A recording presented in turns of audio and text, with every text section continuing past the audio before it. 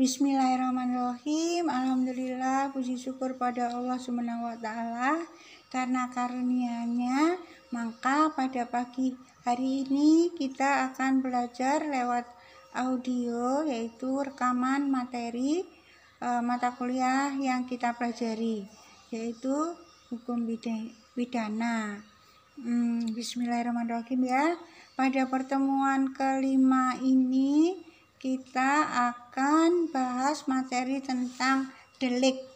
Delik itu kata lainnya adalah perbuatan pidana, atau yang menyebutnya tindak pidana. Ada yang menyebutnya peristiwa pidana.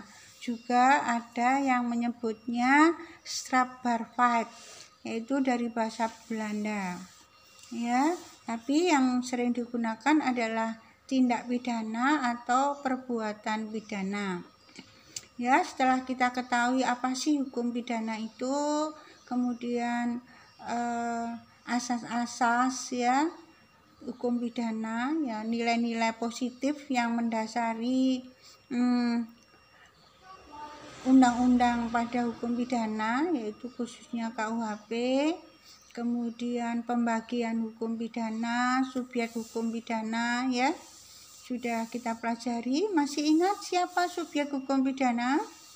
Ya, jadi kalau kita ngomong subjek hukum pidana zaman dulu sama zaman sekarang itu sudah beda. Jadi subjek hukum pidana itu orang yang melakukan perbuatan yang ada kaitannya dengan hukum pidana. Mungkin nanti ada pada pertemuan berikutnya atau slide berikutnya akan ketemu subjek hukum pidana ya.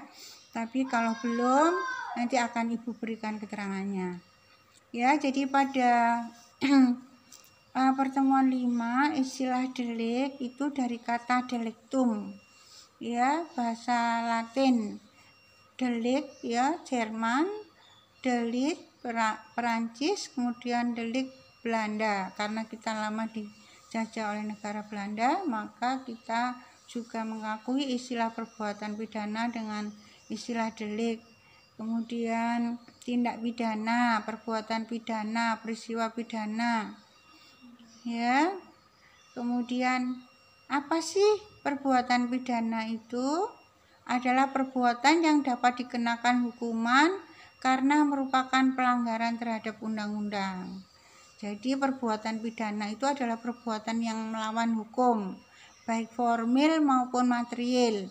Kalau formil itu undang-undang, contohnya KUHP, undang-undang di luar KUHP, misalnya undang-undang korupsi misalnya, atau melanggar nilai-nilai yang hidup di dalam masyarakat yang terangkum dalam hukum adat.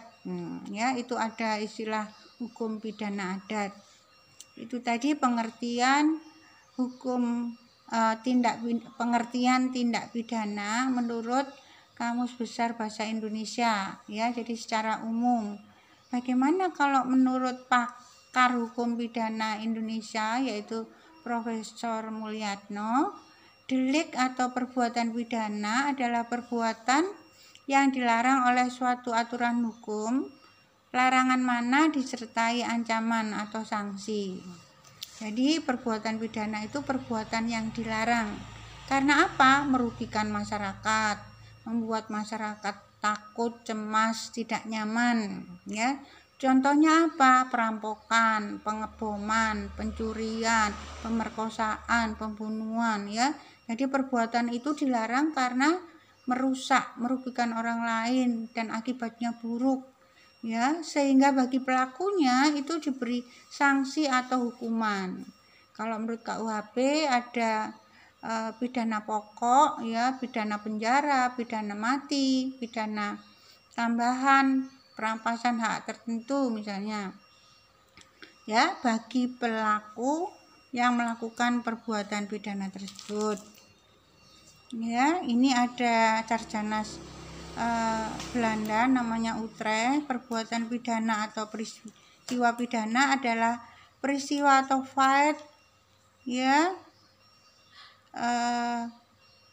peristiwa itu biasanya menunjuk pada istilah kejadian, ya. Maka di sini cenderung menggunakan istilah perbuatan dan tindak pidana.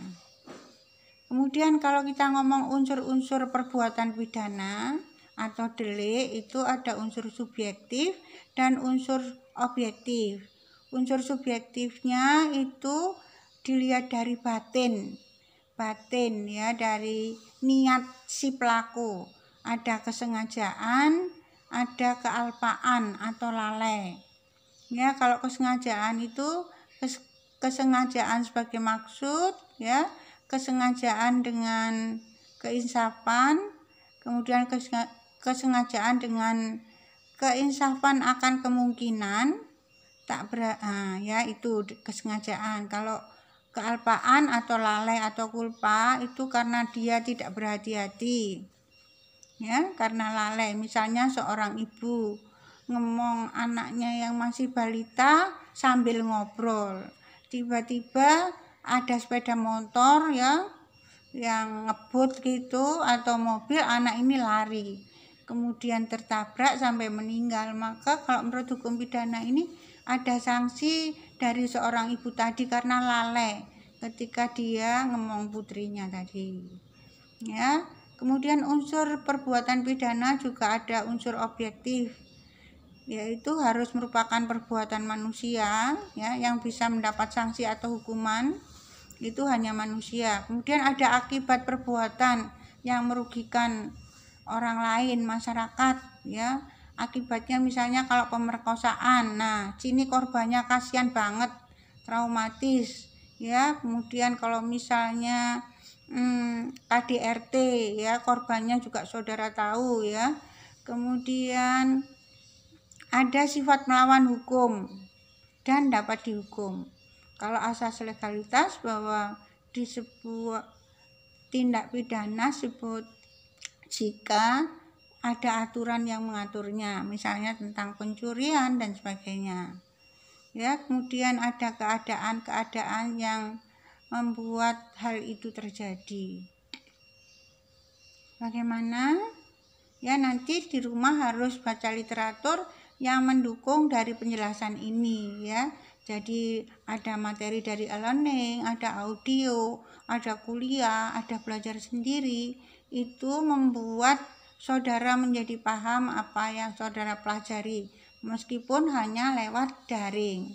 Kalau misalnya calon sarjana hukum tidak pernah baca, meremehkan kuliah daring, dan tidak pernah beritikat baik dalam belajar, maka nanti gelarnya itu hanya gelar-gelar saja, cuman esa, tapi tidak ada manfaat sama sekali, dan itu sayang, ya. Jadi sudah saudara rugi waktu, tenaga, biaya kalau saudara tidak mendapatkan ilmu yang baik, kemudian untuk diri sendiri dan orang lain, maka itu saya pikir hal yang sangat tidak diharapkan. Jadi kalau saudara sudah niat kuliah, apapun kondisinya tetap bersungguh-sungguh belajar dan menerima apa yang diberikan oleh dosennya, plus dikembangkan sendiri dengan belajar. Ya, saya pikir untuk pengertian delik itu dulu supaya saudara mengerti. Nanti dilanjutkan dengan materi-materi berikutnya, baik lewat Google Meet, WA Group ataupun audio seperti sekarang. Kurang lebihnya Ibu mohon maaf, ya. Assalamualaikum warahmatullahi wabarakatuh. Terima kasih.